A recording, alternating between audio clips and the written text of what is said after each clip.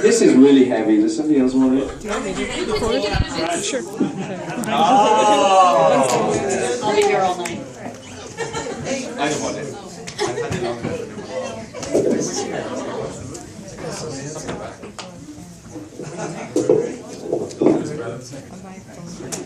All right, welcome everybody. My job was hijacked, quite ably, but my name's Priya. I'm with the First Weekend Club, and I'll be hosting the Q&A with this fabulous cast. And first of all, let's introduce the writer-director, Jeremy Lalonde.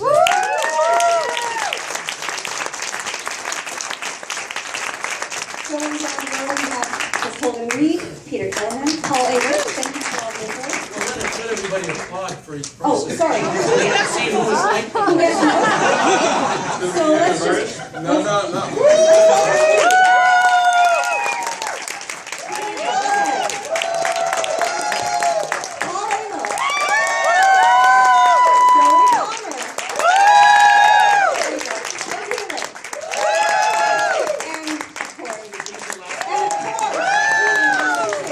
Ennis, Esmer.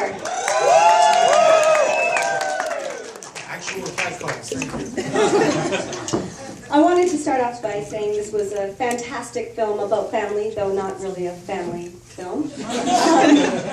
Can you tell us, Jeremy, what was the impetus behind this film for you, writing it?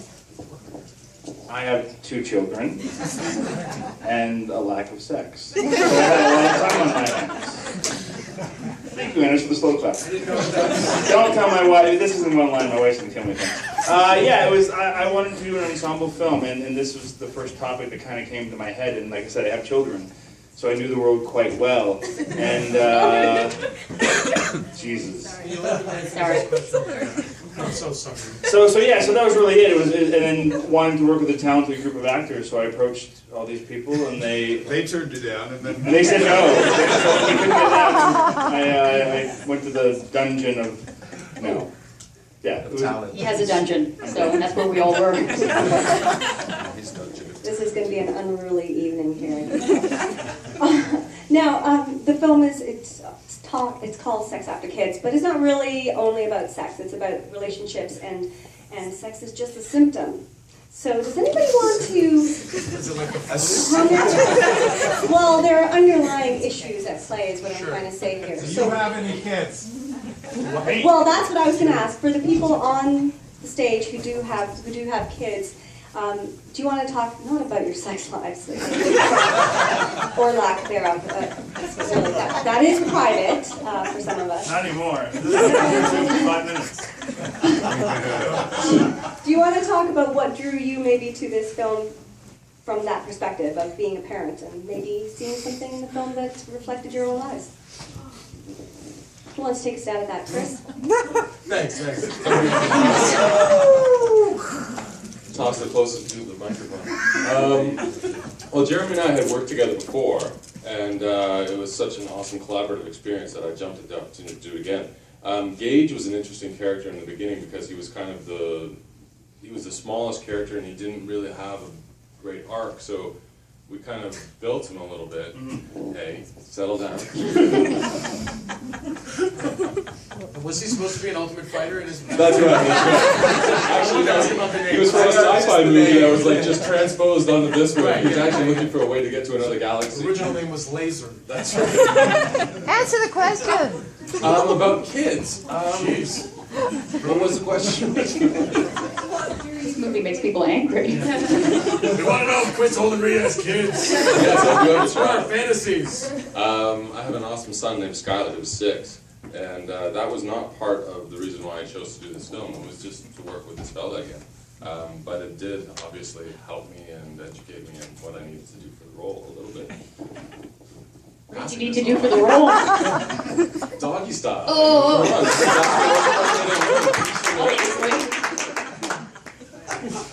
Little children here. Are there? There are children here? No, not. I have 2. I have a 20-year-old and a 22-year-old. 22-year-old yesterday. Are they getting in the way of your sex life?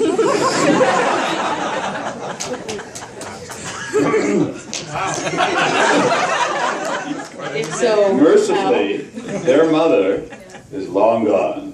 For me, it was a very acrimonious divorce. So yeah, it helped. I mean, you know, knowing that I would never see her again for the rest of my natural days, really helped me with the inspiration for what I did in this movie. Which is why you wanted me to pass the mic over. Actually, contrary to my part in the movie, I am a dad of a beautiful daughter who is 3 years of age. Lovely girl called Eloise. She is being looked after right now by a grossly overpaid teenager who is eating up my popcorn and my fucking bandwidth, to be honest with you. There's going to be none left of it. I'm going to be paying $15 extra tomorrow with the extra gigabyte that Rogers are going to charge me. Because she's watching Legoland the movie. Where am I going with this tangent? I do not know. All I want to let you know is that the person I play in the movie is very different to the human being that I am in real life. And now I will pass you over to Zoie Palmer, who doesn't have any children. Well, she does, actually. I don't know anything about children. Stop talking. Immediately. Immediately. Yeah, I don't know. I just wanted to do this movie because it sounded like a good time. And I'll do anything if it's a good time. She got the value in the right glass today. I have no kids and no sex. And I had nothing to do, so I said yes.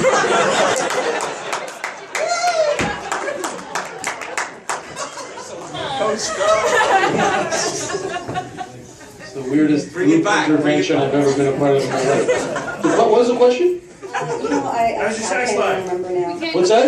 Do you have kids? I don't have any kids and my sex life is tremendous. Good night! Sorry, guys. I'm used to dealing with hecklers from the audience, but not so They're much recycling each other. people, yeah, on stage. Let's, I can't be responsible for holding this the whole time, can I? no. Anyway, you got the short end of the All the stick here. cables are literally... And while you got the mic there, let's just speak to you about your character a little bit. Okay. You're still very into his wife. Yeah, super into his super hot wife. Not that complicated. Yeah. But, well, you guys just saw the movie, right? Has everybody ever seen the movie? Yeah, I don't really have that much to say in that regard. But it was delightful working with Shannon and coming up with all kinds of awkward, things to have happen during our sex scenes. Shayna was there too. She was great. Shannon Becker, who played my wife, who we like to call Shayna on set. Apparently that was her nickname. Yeah, that fell like a bag of bricks. Well done. Jeremy was a very eager collaborator, and the script was there, but we played around with a lot of stuff. My favorite part, I think, of our whole interaction together was the scene where she implores me while I'm inside her not to move, and then we just sort of riffed on it while we were doing it, and it's like just the idea of trying to mentally maintain an erection in a moment where a woman's telling you to not move. Losing the erection counts as moving, and just how hard it must be to maintain an erection in really the least sexual situation that I could think of personally. And, she's a sweet girl. And that laundry machine was a huge diva, actually. Just yeah, you had to bring stuff for it. It wouldn't even turn on half the time. It was a mess. The laundry machine was in the movie. I don't know if you guys saw. Okay, let's throw it out to the audience. Are there any questions from any of you guys out there? Awesome. So, It always takes a minute. going back to I'm sure they'll come. The shyness will subside. Moments like that, where the don't move moment and the singing kid songs to yourselves, and I don't know. That was Don't worry about where that was going. And the smelly armpits smelling like cat litter. These moments, which I, as a woman who's never had kids, have not really been prepared to expect these things. I feel like it should be a follow-up to what to expect when you're expecting should be what to expect after you've expected. So where did these moments, are these all true to life? Nothing in that film is not something that didn't happen to somebody involved in the production, or friends of ours. Including the contact lens. Including the cat urine smell, including, you name it, it happened. Well, that's about it. Shit happens to people, and we put it in the movie. I have a question. You realize that this syndrome is pretty much a North American syndrome of like who I am. I mean, I'm an Indian, and there are 1 billion people back home that are procreating all the time. And they're perfectly fine. So this issue of like, oh my God, my individuality and who I am, and I need my space and all that stuff, is actually quite a bit of a North American way of thinking. Because if you go to a third world country, it's lucky to get laid, and you do get laid. It really doesn't matter. I mean, I own an Indian restaurant in Vancouver, and I always say to people, so like, you know what, when the people come in and like, we just got married, I always say, if you want to keep having sex, don't have kids. And this is a North American syndrome.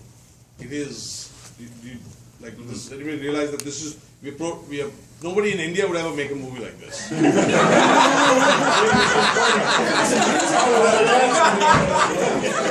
one mention is sex after kids. They would make a movie like you're running around trees, you know, like 3 hours of getting away from the kids, and you'll be like, oh my God, I'm in the mountains of Banff, walking around a little bit. That would be the kind of movie they'd like. We need sequel. So I'm sorry and thank you.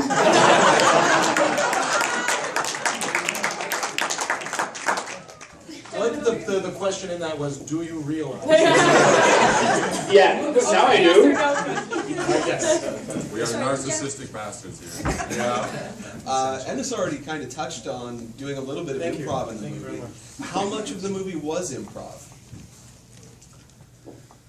I mean, not a lot. I mean, the thing is, I got the cast involved very, very early on, so they got the first draft of the script, which we'd never usually show anybody.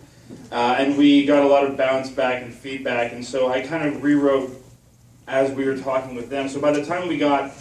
that needed to happen anyway. The Welshman was cut off. Sorry, that's a little bit too aggressive. A little improv. And we opened and closed on the same day.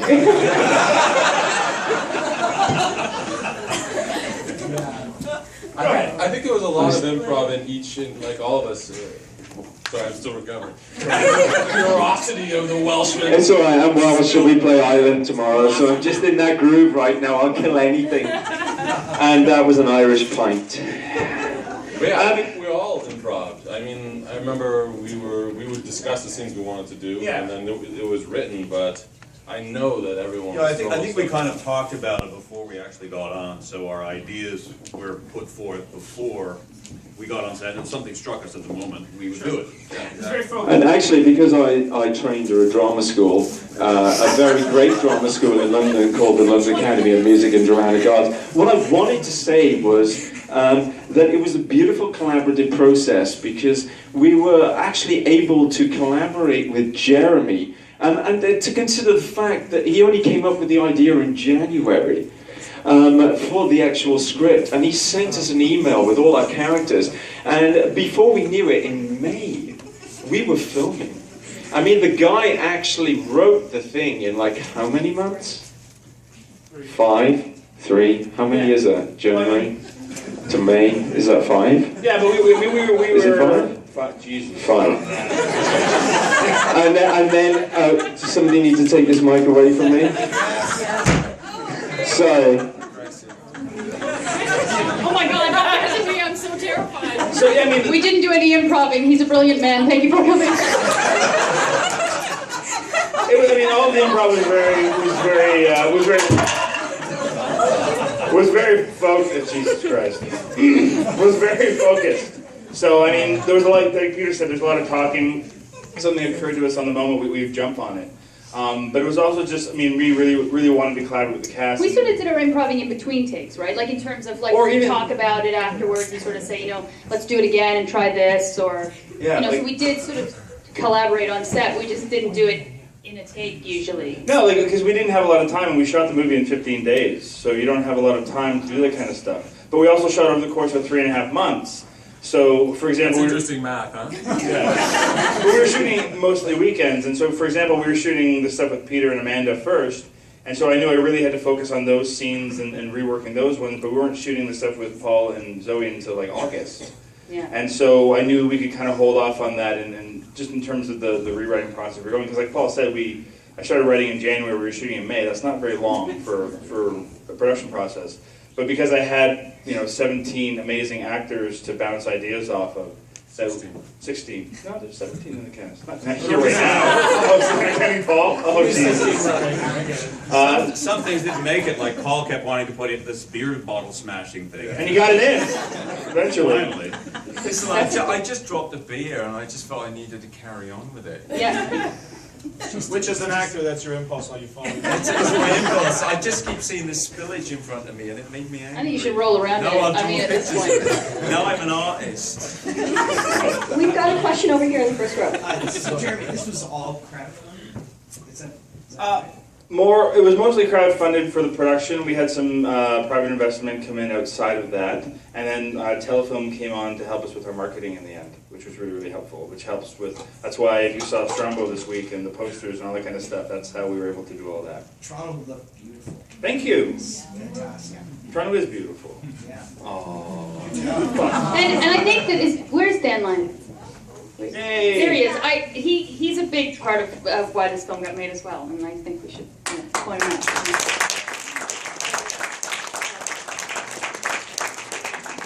Yeah, also thank you to all the people who helped support us through Indiegogo. We reached out through Twitter and through all of the various outlets, and really everybody came through with amazing grace. So thank you. We couldn't have made it without you. No, who actually contributed to... Is anyone here that contributed? And exactly how much? We need very specific information.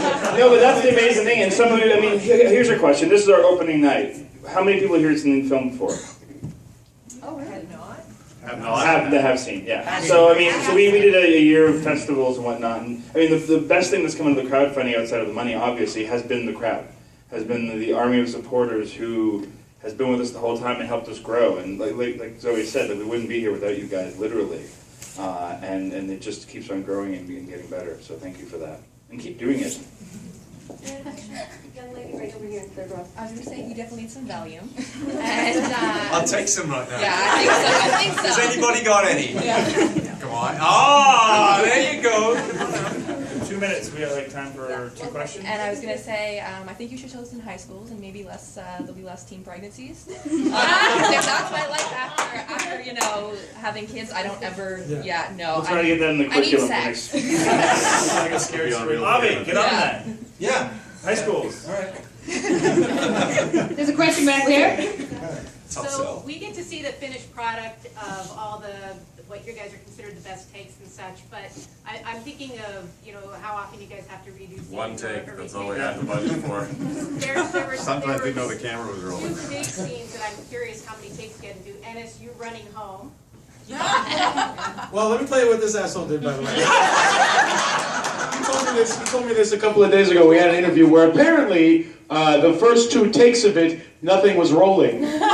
Just he wanted me to get, sweaty enough so that it would look like, because he wanted to really milk the most comedic value out of a stocky Turkish man running down a residential street. So bravo, Mr. Kubrick. Well done. You got the performance you needed.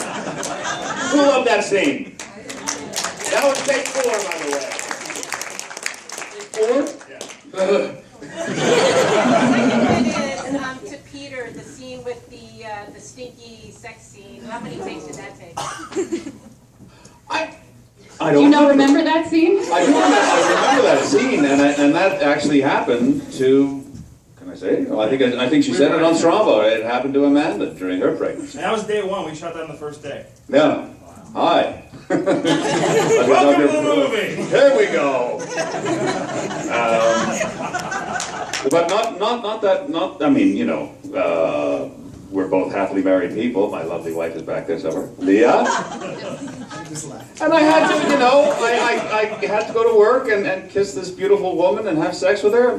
I had to do it, honey. I had to. It was contractually obligated. She smelled. So it wasn't so. So I actually don't remember that many takes without. No. Again, we worked through a lot of it, so by the time we were doing it, Once Amanda stopped doing the Game of Thrones references. Yeah, and the braying like a goat when she or had an orgasm. Actually, I think there might have been a couple of chuckles there that we cut out. And you guys had never acted together before, right? So your first day of acting with Amanda was that scene. Was that scene. And I think, if I'm correct, it was both of your first sex scenes, wasn't it? Had you done a sex scene before that scene? I did. I know it was Amanda's first sex scene. I did one other. So you've done one before. And that explains a lot about it. I was there coaching them. Higher. I like it higher.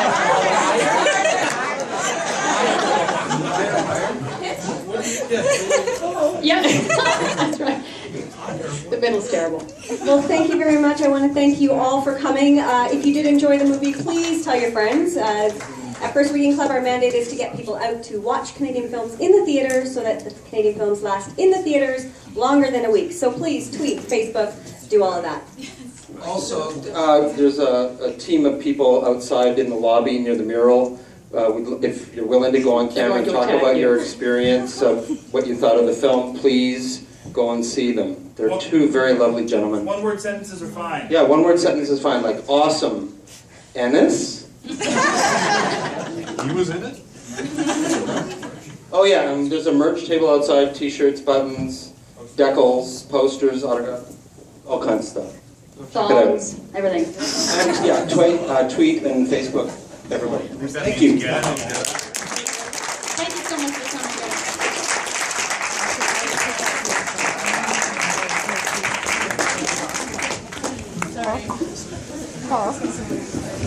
Sorry.